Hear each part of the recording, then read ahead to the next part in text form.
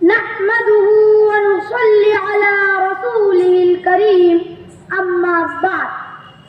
زبان جب بھی ثنائے رسول کرتی ہے سخن کی داد خدا سے وصول کرتی ہے. صدر علی قدر، اصحاب نقد و نظر اور سامعین سخن پرور، آپ نے دیکھا ہے آج کی سیاست میں کہ ہٹلر نے بیشتر ملکوں کو اس لیے فتح کر لیا کہ اس کے پاس بہت بڑی فوج تھی. چنگیز خان دنیا کا بڑا فاتح اس لیے بنا کہ اس کے ساتھ بڑے جنگجو سپاہی بڑی تعداد میں تھے. امریکہ عراق و افغانستان کا فاتح اپنی بڑی تعداد کی وجہ سے بنا. مگر سامعین مجھے بتائے 1000 مسلح اور ذرہ بختر فوج کیوں شکست کھا گئی صرف 313 نہتے صحابہ سے؟ کیوں؟ آخر کیوں؟ اس لیے سامعین کہ وہاں رسول اللہ صلی اللہ علیہ وسلم کی سیاسی فراست کام کر رہی تھی، اور یہی عنوان میرا موضوع سخن ہے. حاضرین دیکھ لیجئے میرے آقا صلی اللہ علیہ وسلم کی سیاسی فراست کہ مکہ کی سرزمین پر اپنے ظلم کا جواب دینے سے روکا. بلال رضی اللہ تعالیٰ عنہ جلتی ریت پر تڑپتے رہے. حضرت خباب رضی اللہ تعالیٰ عنہ انگاروں کو اپنی پیٹھ پر برداشت کرتے رہے. حضرت یاسر اور ان کی زوجہ حضرت سمیہ رضی اللہ تعالیٰ عنہ ظلم سہتے سہتے انتقال کر گئی. صحابہ مار کھاتے رہے، میرے مکی آقا پر پتھر برستے رہے. مگر آپ کی سیاسی فراست دیکھیے کہ کبھی نہ خدا اٹھایا نہ صحابہ رضی اللہ تعالیٰ عنہ کو انتقام پر ابھارا. اگر جب اسلام مدینہ پہنچ کر قوت پا گیا تو 313 نہتے صحابہ کو 1100 کے لشکر پر فتح یاب کر دیا.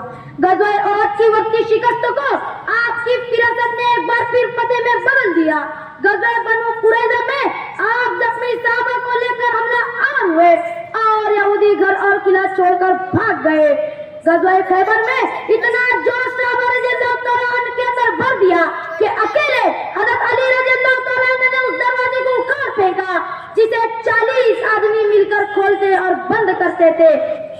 غزوہ حنین میں جب صحابہ رضی اللہ تعالیٰ عنہ بھاگنے لگے تب آپ اکیلے میدان میں جمے رہے اور آپ کی اسی فراست نے ایک بار پھر فتح یاب کر دیا.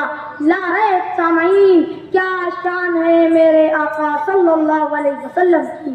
رخ مصطفیٰ ہے وہ آئینہ کہ اب ایسا دوسرا آئینہ نہ کسی کی بزم خیال میں نہ دکانیں آئینہ ساز میں. بے شک سامعین دیکھیے کیا یہ ان کی سیاسی فراست کا اثر نہیں تھا کہ پیارے چچا حضرت حمزہ رضی اللہ تعالیٰ عنہ کا قاتل حضرت وحشی آپ کا جانسار بن گیا. فوجیں لے کر جنگ میں قائد بن کر آنے والے ابو سفیان جیسا سازشی دشمن آپ کے ہاتھوں پر اسلام لے آیا. حضرت حمزہ رضی اللہ تعالیٰ عنہ کا کلیجہ چبانے والی ہندا آپ کی اخلاقی فراست پر رو پڑی. فتح مکہ کے وقت صحابہ رضی اللہ تعالیٰ عنہ نعرہ لگا رہے تھے الیوم یوم الملحمہ، آج خون بہانے کا دن ہے. مگر آپ کی سیاسی فراست دیکھیے الیوم یوم المرحمہ، آج رحم کھانے کا دن ہے. اور یہ فرما کر صرف مکہ مکرمہ کی سرزمین ہی نہیں بلکہ وہاں کے باشندوں کے دلوں پر بھی قبضہ فرما لیا. ہندوستان والوں اگر طائف کی بستی ان دو پہاڑوں کے درمیان کچل دی جاتی تو قبیلہ ثقیف کا نوجوان محمد بن قاسم کیسے آتا تمہارے اسلاف کو اسلام میں داخل کرنے؟ ان کی سیاسی فراست پر دل کے نہاد خانوں سے آواز آتی ہے کہ سلام اس پر کے اسرار محبت جس نے سمجھائے، سلام اس پر کے جس نے زخم کھا کر پھول برسائے. حاضرین تاجدار نبوت صلی اللہ علیہ وسلم نے وہ سیاسی تربیت دی تھی کہ 3 براعظموں پر اسلامی حکومت کا پرچم لہرا رہا تھا جس کا رقبہ 22 لاکھ مربع میل تھا. ان کی سیاسی فراست کا استفادہ تھا کہ حضرت عمر بن عبدالعزیز کے دور میں تک زکوٰۃ کے دینے والے تھے، زکوٰۃ کا لینے والا ایک فرد بھی نہیں تھا. ان کی سیاسی فراست نے دلوں میں محبت کے بیج کی وہ آبیاری کی تھی کہ آج ہر ایک مسلمان کہتا ہے جو جان چاہو تو جان دے دیں، جو مال چاہو تو مال دے دیں، مگر یہ ہم سے نہ ہو سکے گا، نبی کا جاہ و جلال دے دیں. आओ اے آج کے سیاسی بازیگروں، سیاست مسجدیں گرا کر نہیں، دلوں پر اخلاق کے پھول نچھاور کر کے کی جاتی ہے۔ موب لنچنگ اور لاجواب کے جھوٹے نعروں سے نہیں، سامانیہ محبت و پریم کے گلوں کو مہکا کر کی جاتی ہے۔ محمد بن قاسم کے سندھ سے واپس اپنے وطن جانے پر پورا علاقہ کیوں رو رہا تھا؟ اس لیے کہ اس سپہ سالار نے ہندوستان میں سیاست رسول اکرم صلی اللہ علیہ وسلم پر عمل کیا تھا۔